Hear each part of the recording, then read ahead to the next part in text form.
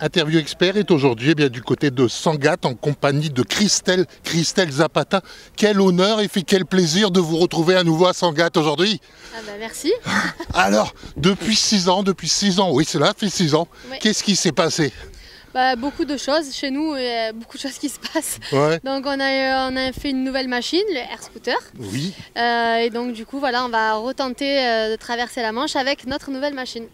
Est-ce qu'aujourd'hui, l'enjeu est plus important qu'il y a 6 ans? L'enjeu est plus important pour l'entreprise parce que c'est vrai qu'on est quand même une entreprise de 40 personnes maintenant. Oui. Et par rapport à il y a 6 ans, et on a des gros enjeux pour cet engin-là parce que c'est un engin qu'on veut destiner pour le grand public. Donc oui, effectivement, c'est un peu plus stressant parce que c'est quand même une machine qui est vouée à faire beaucoup de choses. Donc, Est-ce que l'enjeu n'est pas plus important pour l'Amérique que pour la France? Bah oui, parce que pour l'instant c'est une machine qui est faite pour les États-Unis. Maintenant, on aimerait que en faisant des exploits ici en France, on arrive à débloquer la situation et pouvoir un jour ouvrir quelque chose ici. C'est quand même. Qu'est-ce qui manque aujourd'hui pour pouvoir arriver à voler dans de bonnes conditions au niveau des autorisations administratives nationales? Je pense qu'en fait, il n'existe pas vraiment de réglementation pour ce genre de véhicule. Mais il existe aux États-Unis une Part 103, ça s'appelle, donc c'est pour l'ultralight. Il y a quelque chose déjà d'existant et ça serait peut-être bien de pouvoir utiliser quelque chose dans les mêmes pas gabarits, mais les mêmes règles pour pouvoir faire quelque chose en France, je pense, même au niveau européen, et je pense qu'il y a des solutions, mais c'est quand même peut-être un peu compliqué. Il y a peut-être d'autres sujets à prendre en compte en ce moment qui sont peut-être plus importants, mais bon, je pense qu'il y a de quoi faire maintenant, ça va prendre un peu plus de temps quand même.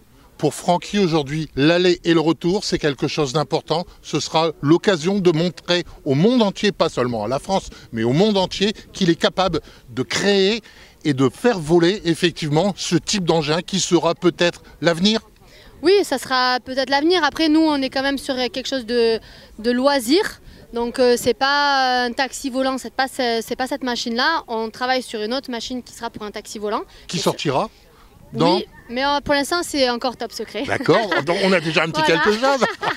Mais voilà, celle-là elle est vraiment pour du loisir. C'est comme si on allait louer un jet ski à la mer. Et là ça sera aller faire une expérience de voler au-dessus du désert.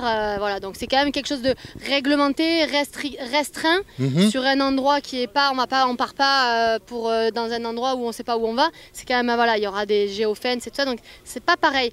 Maintenant, effectivement, c'est quand même plus compliqué parce que c'est quand même une différente machine par rapport au flyboard, et donc voilà, c'est... Bon, il ne faut pas oublier que c'est une machine qui est vraiment très élaborée au niveau technique. Francky, donc, pour cette traversée, va avoir, on va dire, un GPS qui va effectivement l'orienter de Sangatte vers Douvres pour l'aller-retour. À un moment ou à un autre, est-ce qu'il peut effectivement sortir de cette trajectoire manuellement? Ah oui, là c'est lui qui va piloter, donc il aura juste des informations, mais après c'est lui qui va piloter, c'est lui qui prendra sa trajectoire. Il a une trajectoire, on va dire, visuelle. Oui. Maintenant, lui, il peut faire ce qu'il veut avec celle-là de machine, elle n'est pas réglementée comme quand elle sera pour le grand public. Là, c'est une machine que lui peut piloter comme lui il le souhaite. Donc non, il aura un point GPS justement pour faire le plus court trajet possible. Maintenant, s'il a envie d'aller à côté, il peut y aller, mais il a quand même une zone de vol à respecter.